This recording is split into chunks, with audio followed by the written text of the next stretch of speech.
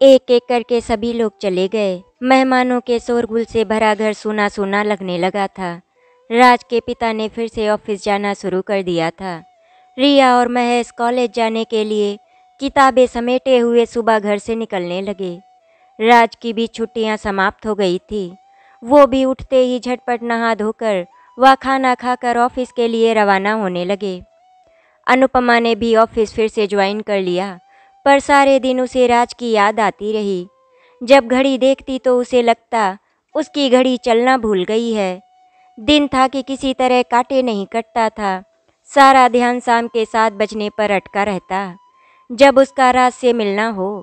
अनुपमा और राज का प्रेम विवाह था। अनुपमा के पिता साधारण परिवार के थे, पर उनकी ऊंची जाति थी।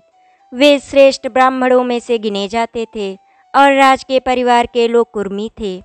पर राज के पिता ने पढ़ लिख कर एक निजी दफ्तर में नौकरी कर ली थी और अनुपमा और राज दोनों एक हॉस्पिटल में पैरामेडिकल जॉब करने लगे थे, जिसमें ठीक ठाक वेतन था। दोनों की शिफ्टें अलग अलग थी, पर धीरे धीरे उसे लगने लगा जैसे उसके जीवन माधुर्य में कुछ कमी होने लगी है। शादी से पहले दोनों अपनी नौकरियों के बाद घंटों साथ रहते थे। अब अकेले में मिलने का सवाल ही नहीं था। रातें अलार्म घड़ी की कटु ध्वनि से टकरा कर बिखरने लगी हैं। दोनों अस्पतालों से लौटकर 2-4 मिनट ही साथ व्यतीत कर पाते। किसी गृहराज के मित्रों की एक टोली उसे घेर लेती और उसकी सामे मित्रों के हिस्से चली जाती हैं। ऐसा 10 वर्षों से हो रहा था और शादी के बाद अचानक दोस्ताना छोड़ना राज के लिए मुश्किल हो चला था। प्रतीक्षा करती अनुपमा का मन व्याकुलता से भर उठता कि पहले वे दोनों घंटों साथ रहते थे, अब बस बिस्तर पर थके से साथ होते। वो मित्रों के साथ इतना समय बिताने पर राज से गुस्सा भी होती, परंतु उसके मित्र थे कि किसी तरह पीछा ही नहीं छोड़ते थे। अगर वे उसे घर से बाहर निकाल पाने में सफल न होते तो वे वहीं धरना देकर बैठ जाते। ड्राइंग रूम में चाय कॉफ़ी के दौर चलते रहते और अनुपमा अपने कमरे में अकेली बैठी कुढ़ती रहती। इतना ही क्यों, विवाह की सजावट और धूमधाम से भरे घर का एकाएक जैसे सारा नक्शा ही बदल गया था। घर में सफाई और व्यवस्था का अभाव एक तरह से स्वाभाविक ही था। अनुपमा ऐसे घर से आई थी जहां साफ सफाई स्वाभाविक तौर पर की जाती थी। राज का परिवार साफ सफाई के प्रति काफ़ी उदासीन रहता था। साफ हो गया तो ठीक, वरना जैसा है पड़ा रहने दो। खाने पीने और हंसी चुहल के बीच किसी को अवकाश ही कहाँ था कि इस ओर ध्यान दे। परंतु सबके चले जाने के बाद भी व्यवस्था में कोई विशेष अंतर नहीं पड़ा था। सब मेहमान अपनी अपनी चीज़ें बटोर कर चले गए थे। घर की चीज़ें जिस तिस दशा में थी, जहाँ तहाँ कपड़ों के अंबार, बेतरतीब बिखरे संदूक और फर्नीचर, जमीन पर पड़ा कूड़ा, कोनों में पत्तलों और दोनों के ढेर। मिलने आने वालों को नाश्ता पानी कराकर कूड़ा कहीं भी फेंक दिया जाता। जूठन और हरदम भन भन करने वाली मक्खियों के कारण घर की दशा अनाथ की तरह लग रही थी। किसी को इससे कुछ परेशानी नहीं थी। अनुपमा ने शादी से पहले इस बारे में सोचा ही नहीं था। स्टोर में खाली टोकरों और बासी मिठाई पर मक्खियाँ मंडराती रहती, जिससे घुसते ही अनुपमा का दिल मिचलाने लगता। उसका मन होता वो झाड़ू लेकर जुट जाए और सारे घर को एक सिरे से दूसरे सिरे तक साफ सुथरा करके सजा सवार दे। पर झाड़ू पर हाथ रखते ही सासू माँ दौड़ी आती। अरे अनुपमा, ये क्या कर रही हो? अभी तो हाथों की मेहंदी भी नहीं छूटी और तू झाड़ू को हाथ लगा रही है। क्या तेरे ये करने के दिन है? तुम हंसो खेलो, तुझे क्या करने की ज़रूरत है? इतने सारे करने वाले हैं। देख, अब कुछ नहीं करना, कोई देखेगा तो क्या कहेगा? कितनी बदनामी होगी। लोग कहेंगे बहू आई नहीं कि सास ने हाथ में झाड़ू पकड़ा दी। चल अपने कमरे में बैठ, कुछ कहानी वहानी पढ़ ले। राज की माँ को ये एहसास था कि ब्राह्मण की बेटी कैसे उनके घर में सफाई कर दे। उन्होंने एक बूढ़ी नौकरानी रखी हुई थी जो इधर उधर सरका कर उल्टी सीधी झाड़ू लगाकर काम खत्म कर देती। अनुपमा के कुछ कहने पर वो उसे ऐसे देखती जैसे कह रही हो, तू ऊंची जात की कल की छोकरी हमें सिखाने चली है। और अनुपमा का सारा उत्साह भंग हो जाता। उसे रह रहकर अपने घर का स्मरण हो आता और दिल भारी हो जाता। उसे लगता उसके माता पिता ने अनेक कष्ट सहकर भी जो ट्रेनिंग उसे दी थी वो उसका अंश मात्र भी घर में प्रयोग नहीं कर पा रही है। माता पिता ने दोनों बहनों को अच्छी से अच्छी शिक्षा दी थी। कॉलेज से डिग्री लेने के साथ साथ उसने हर खेल में भाग लिया था, तैराकी भी सीखी थी। इसके साथ ही साथ घर का हर काम सीखा था। उसके पिता का वेतन अच्छा था, पर बहुत अच्छा भी नहीं, मगर उसके कितने ही रिश्तेदार ऊंचे ओहदे पर थे।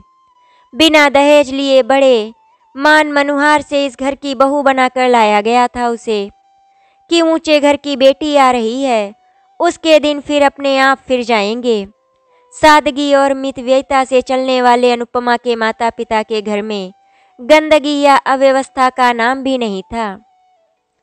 उनका छोटा सा घर सुख संतोष से महकते फूलों की तरह भरा हुआ था।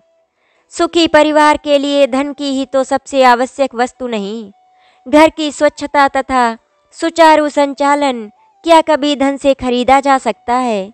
विरासत में मिले बहुत से गुण कहीं न कहीं दिखते ही हैं। अनुपमा के पिता को जाति का एहसास था और वे खुद वर्ण व्यवस्था के खिलाफ थे, और इसीलिए उन्होंने बड़ी खुशी से राज का शादी का प्रस्ताव मान लिया था। राज की माँ दिन भर चूल्हे चक्की में फंसी रहती। दिन भर घर के लोगों को वक्त बेवक्त खाना नाश्ता देने के अतिरिक्त उन्हें किसी बात से सरोकार नहीं था। अनुपमा कभी रसोई घर में घुसती तो वे मीठी झड़की देती, तुम बाहर चलो अनुपमा, रसोई में रंग काला पड़ जाएगा। अनुपमा किस मुंह से कहे कि उसके घर में भी खाना माँ ही बनाती है। हरदम फिल्मी पत्रिकाओं, फिल्मी कहानियों और फिल्मी तारिकाओं में डूबे रहने वाले महेश व फैशन की दीवानी रिया को वो देखती तो देखती ही रह जाती। फिल्मी बातें, फिल्मी कहानियाँ और गीतों में महेश को जितनी रुचि थी, उसकी थोड़ी सी भी रुचि कॉलेज की पढ़ाई में नहीं थी। रिया नई नई फिल्में देख देख कर नए से नए फैशन के कपड़े बनवाने में मग्न रहती। महेश और रिया कॉलेज जाने के लिए घर से निकलते, पर शायद कॉलेज जाते ही नहीं। कभी किसी के घर तो कभी किसी चौराहे पर चाय वाले के पास, और कभी कैंटीन में बैठकर ही शाम को घर वापस आ जाते। और गुड्डू वो बस्ता लेकर निकलता तो गली के मोड़ पर ही गुल्ली डंडा खेलने बैठ जाता। घर के लोगों में से कोई देख लेता तो कान खींचकर चिचियाते हुए स्कूल पहुंचा देता, वरना उसका दिन इन्हीं खेलों में निकल जाता। साल 2 साल फेल होकर अगली क्लास में पहुंचना स्वाभाविक बात हो चुकी थी। नतीजा निकलने पर थोड़ी पिटाई करने के बाद सब कर्तव्य की पूर्ति कर देते और उसे फिर से उसके हाल पर छोड़ दिया जाता। राज इन सब से अलग था और इसीलिए वो अच्छा कमा रहा था। वो साफ सुथरा था, हर व्यक्ति के पास कुछ काम था और वो उसमें मस्त था। दूसरा क्या कर रहा है इससे किसी को सरोकार नहीं था। कभी कभी अनुपमा को लगता वो अकेली रह गई है, बिल्कुल अकेली। सबसे स्नेह और आदर पाने पर भी ये भावना कैसे उसके मन में प्रवेश कर गई, ये वो किसी तरह समझ नहीं पाती और उसके दिल के तार कसने लगते। विवाह से पहले उसने अपने जीवन की रूपरेखा कुछ दूसरी तरह ही बनाई थी। राज सा प्रेमी पति और स्नेही आदर करने वाला ससुराल पाकर उसकी बहुत कुछ इच्छा पूरी हो गई थी, परंतु फिर भी वो बहुत दरारें थी, वो उसे पूरा करने से रोक रही थी। उसे डर लग रहा था कि कहीं ये दरारें बढ़कर उसकी सुख शांति को भंग ना कर दे। वो जानती थी कि ब्राह्मण और कुर्मी के विवाह पर न जाने कितनों ने कानाफूसी की होगी। वो सोचा करती थी कि जब उसका विवाह होगा तो उसका पति होगा, छोटा सा एक घर होगा जिसमें हर वस्तु कलात्मक और सुंदर होगी। घर में फूलों से भरी क्यारियां होंगी, हमेशा हरे भरे रहने वाले पौधे होंगे। घर की हवा ताजगी और खुशबुओं से भरी होगी। पर अब उसे ऐसा लग रहा था जैसे जेठ की तपती धूप ने उसके सारे फूलों को जला डाला है और किसी भीषण आंधी ने उसके छोटे से घर की हर कलात्मक खूबसूरत चीज को धूल से ढककर एकदम बदरंग कर दिया है। उसे ये दयाशंकर शर्मा की याद दिलाता था, जिसके माँ बाप ने अनुपमा का हाथ मांगा था, पर वो जानती थी कि दयाशंकर एक नंबर का निकम्मा है। जब दयाशंकर ने उसे राज के साथ घूमते देखा तो एक दिन एक छोटे रेस्टोरेंट जहाँ दोनों चाय पी रहे थे वहीं पर आ धमका और राज से कहने लगा कि वो अपनी औकात में रहे। उसे भी धमकी दे गया कि यदि उसने जाति से बाहर कदम रखा तो बवाल कर देगा। ये तो राज के दोस्तों की देन थी कि वे दयाशंकर को सही से समझाने आए थे और दोनों का विवाह हो गया। कई बार अनुपमा सोचती कि क्या उसकी जाति का दयाशंकर उसे ढंग से रखता, पर जब वो दयाशंकर की बड़ी भाभी से मिली तो साफ हो गया कि उस घर में तो हर समय क्लेश रहता है, हर जनाज गुरूर में रहता है और कोई भी मेहनत से कमाना ही नहीं जानता। हर एक को मुफ्तखोरी की आदत पड़ी थी। कुछ महीने पहले उसने दयाशंकर को कुछ लफंगों के साथ बाजार में एक आम बेचने वाले को पीटते देखा था, जो उसने पूरे पैसे मांगने की हिमाकत कर चुका था। उसे अपने फैसले पर पूरा गर्व हो उठा था। वो अपने सपनों के टूटे टुकड़ों को फेंककर जो पा सकी है उसे लेकर जीवन सार्थक मान ले, या इस परिवार रूपी वृक्ष की एक डाली यहाँ से कहीं दूर ले जाकर अपने सपनों की बगिया को सजा ले। बहुत सोचने पर भी उसे कोई उत्तर नहीं मिल पा रहा था। बहुत समझने सोचने पर उसे लगा कि वो दोनों ही काम करने में असमर्थ हैं। ना तो वो अपने सपनों को कभी मन से निकाल सकेगी और ना ही इतनी इज्जत देने वाले सास ससुर ननद देवर को छोड़कर पति के साथ नई गृहस्थी बनाकर खुशी से रह सकेगी। उसे अपने सपनों को इसी तरह घर में रहकर पूरा करना होगा। इन्हीं लोगों के साथ रहकर विरोधों को झेलकर उसे धीरे धीरे बहुत कुछ बदलना होगा। उसने अपनी चचेरी बहनों की दुर्गति देखी थी, जो उसी जाति में ब्याही गईं, पर रात दिन दहेज पर कमेंट सुनती, जरा जरा सी बात पर उसकी सांसें तुनक जाती। मित्रों के साथ ताश और गपबाजी में राज का समय गुजरे, ये बात अनुपमा को बहुत सताती। एक दिन मित्रों की बुलाहट होने पर राज उठा ही था कि अनुपमा ने उसका हाथ पकड़ लिया। मैं भी चलूंगी आपके साथ, अनुपमा हंसती हुई बोली। राज अचकचा गया। वहाँ मेरे मित्रों में, पर वहाँ तो एक भी औरत नहीं होती है। तुम बोर हो जाओगी और फिर माताजी और पिताजी का क्या कहेंगे। यही कि नववधू को अकेला छोड़कर मित्रों के पास बैठना आपको शोभा नहीं देता। बस मैं अभी आता हूँ, जब आ ही गए हैं तो कुछ देर बैठ ही लें। अनुपमा मचल उठी। नहीं नहीं, मैं आपको आज नहीं जाने दूंगी। हम लोगों ने पिक्चर चलने का प्रोग्राम बनाया है, आज तो मित्रों को विदा करना ही पड़ेगा। राज को अनुपमा के हट के आगे झुकना ही पड़ा और धीरे धीरे उसकी सारी सामें अनुपमा की हो गईं। गुड्डू तिमाही इम्तिहान में हमेशा की तरह फेल हो गया था। पिताजी और महेश से अच्छी तरह पिटने के बाद वो सुबक रहा था। अनुपमा का दिल उमड़ पड़ा। बेचारे बालक का दोष ही क्या था। वो सब घर वालों की उसके प्रति लापरवाही का ही नतीजा था। वो इसी तरह पढ़ेगा तो कितना पढ़ पाएगा, उसका भविष्य क्या होगा। नतीजा खराब निकलने पर मारपीट करने तक की जिम्मेदारी तो सब लेते हैं, परंतु पढ़ाने की जिम्मेदारी लेने का अवकाश किसी को भी नहीं जाता। स्कूल नहीं जाता इसीलिए पढ़ाई नहीं कर पाता। शायद ये एक चक्कर था जो घूम रहा था। क्या वो भी उसकी बर्बादी की दर्शिका बनकर रह जाए? क्या वो इस अबोध बालक की कोई सहायता नहीं कर सकती? गुड्डू की परीक्षा लेने पर उसे पता चला कि वो शिक्षा के हर पहलू से अनजान है और उसकी अधूरी शिक्षा को पहली सीढ़ी से शुरू करना पड़ेगा। उसे एक ध्येय मिल गया था। वो पूरे उत्साह से उसमें जुट गई। उसने पूरे 10 दिन की अस्पताल से छुट्टी ले ली। सारा दिन उसे पढ़ाया, बचे समय में उसने घर पर ध्यान देना शुरू किया। धीरे धीरे घर में पौधों पर गमलों का प्रवेश होने लगा था। आंगन की सीमेंट तोड़कर ईंटें निकालकर किनारे किनारे क्यारियां बना दी गईं। अब तो राज ने स्वयं इस काम में अनुपमा की सहायता की।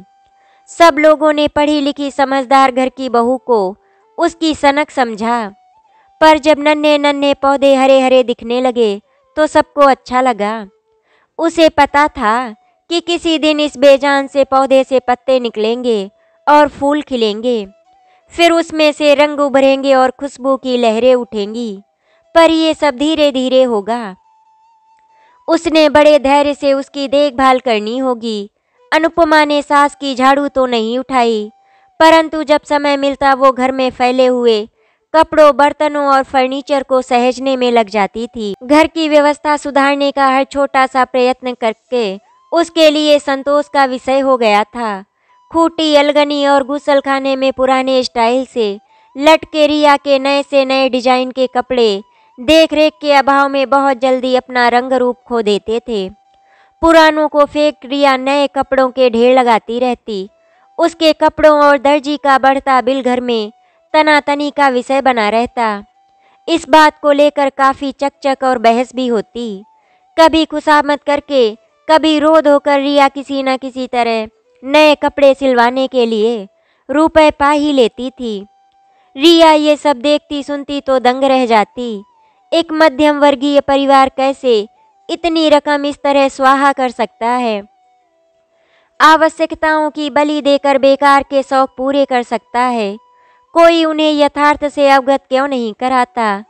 क्या मिलता है इन नए नए फैशनों से? क्या वो उससे कुछ सीख कर लाभ उठा सकती है? यदि वो स्वयं ही कपड़े डिजाइन कर सकती तो कम से कम एक कला तो आती। अनुपमा को लगा कि उसे समस्या का समाधान मिल गया। वो रिया को अपने कपड़े स्वयं डिजाइन करने का सुझाव देगी। जितना वो स्वयं जानती है उससे उसे सीखने में मदद देगी। उसे विश्वास था कि कपड़ों की शौकीन रिया इस क्षेत्र में अवश्य ही रुचि लेगी। उसका अनुमान ठीक था। इंटर की परीक्षा देने के बाद उसने घोषणा कर दी कि वो बीए में न बैठकर डिजाइन स्कूल में भर्ती होगी। माता पिता उसके इस निश्चय पर बहुत नाराज थे।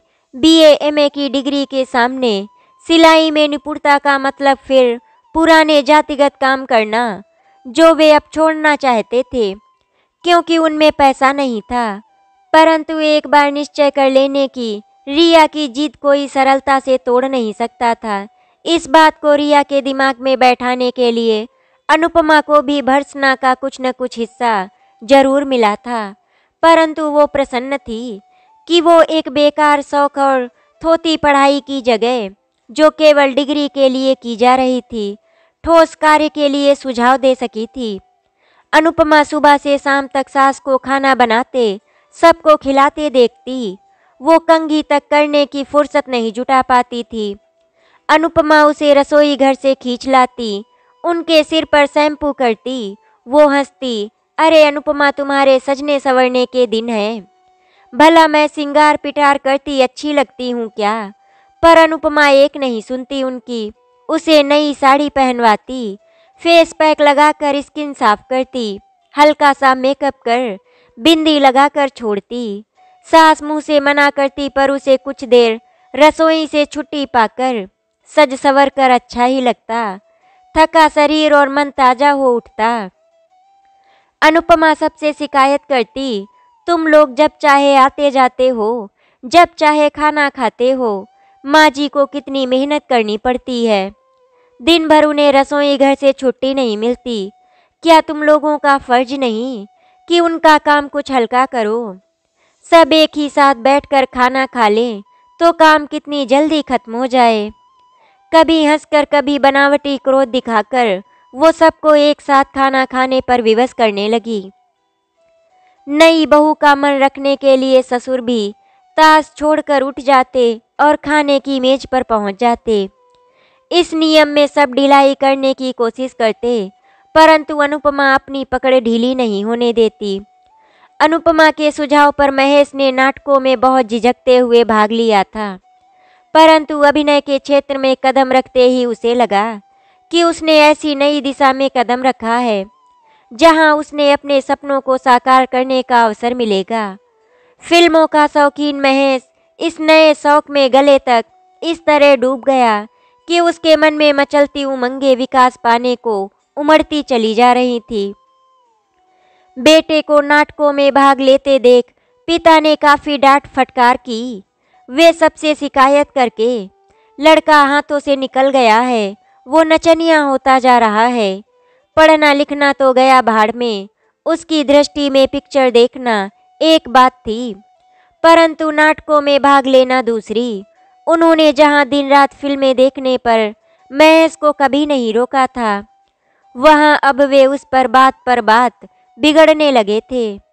परंतु कॉलेज के एक नाटक में उसका अभिनय देखकर उन्हें अपनी राय बदलनी पड़ी। राज की मौसी आई हुई थी। वो बहन को रसोई से निकालकर मुंह हाथ धोकर कंघी चोटी करते देख रही थी। वो हंसकर बोली, वाह दीदी, घर में नई बहू क्या आई, लगता है कि तुम पर तो जवानी आ गई है। इस उम्र में सजने संवरने का शौक लग गया है तुम्हें। ये क्या देख रही हूँ दीदी, तुम्हारे सारे घर की रंगत बदल गई है। मुझे लगता ही नहीं कि ये पहले वाला घर है। माथे पर बिंदी लगाती बड़ी बहन भी हंसी। हमारी तो जैसे तैसे गुजर गई, पर जब घर में पढ़ी लिखी होशियार बहू आ जाए तो अपने को बदलना ही पड़ता है। अनुपमा बाहर खड़ी सब सुन रही थी। वो मुस्कुराई। उसने सुरुचिपूर्ण सजे घर को देखा और उसकी निगाह भरे पौधों पर अटक गई। नन्हे नन्हे पौधे युवा होकर पत्तों से लदे थे। उनमें नन्ही नन्ही कलियां सिर निकाल कर झांक रही थी। उसे लगा अब देर नहीं, शीघ्र ही उसकी बगिया में रंग बिरंगे फूल खिल उठेंगे और उसका घर महकती हवाओं से भर उठेगा। वो प्रसन्न थी कि उसने परिवार के बाग से पौधा उखाड़कर अपनी दुनिया अलग नहीं बसाई, बल्कि उस बाग को ही संवार दिया। उसने अपना सपना टूटने नहीं दिया था, वो साकार हो उठा। सुख जाति के बड़प्पन में नहीं है, गुणों के सही इस्तेमाल से मिलता है। अब जब भी अनुपमा के माता पिता उससे मिलने आते, ना राज को संकोच होता, ना राज के माता पिता को, और ना ही अनुपमा के माता पिता को एहसास होता कि उनके परिवारों में कभी कोई खाई भी थी। इस तरह अनुपमा ने अपने सुंदर सुंदर हाथों से अपने सपनों की बगिया सजा ली थी। आशा करती हूँ आपको हमारी कहानी अच्छी लगी होगी। अगर आपको हमारी कहानी अच्छी लगी तो वीडियो को लाइक एंड शेयर करें, चैनल को सब्सक्राइब करें। वीडियो देखने के लिए आपका धन्यवाद।